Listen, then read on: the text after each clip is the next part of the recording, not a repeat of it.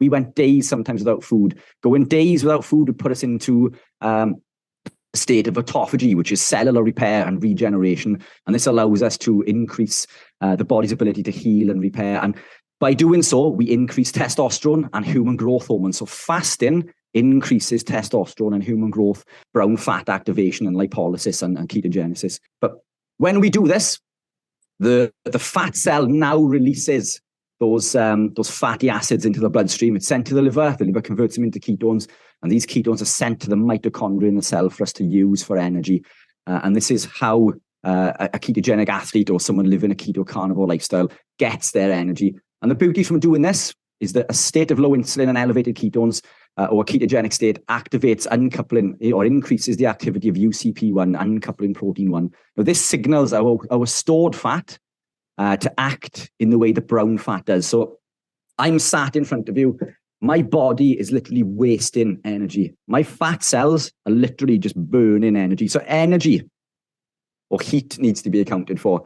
But the caloric intake that I have consumed is not an accurate gauge by any means, because I now consume well over the caloric value that I used to when I was consuming carbs. Some days I consume between 4,000 to 5,000 calories a day, and I still maintain single figure body fat.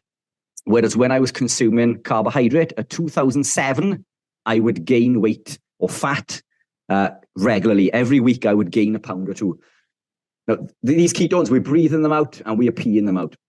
The beauty of this is that ketones supply superior energy. Carbs is an inefficient energy source. So what I used to find when I was working for an engineering company before I began working for myself, my energy was spent spiking and crashing throughout the day. So I'd wake up in the morning, I'd eat a bowl of cereal with a banana because I believed it was healthy. So in effect, I was having sugar with my sugar.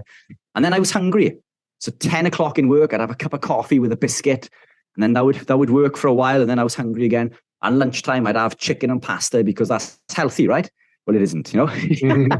I was soon hungry again and then crashing. Then I was eating cakes and crisps at 3 o'clock.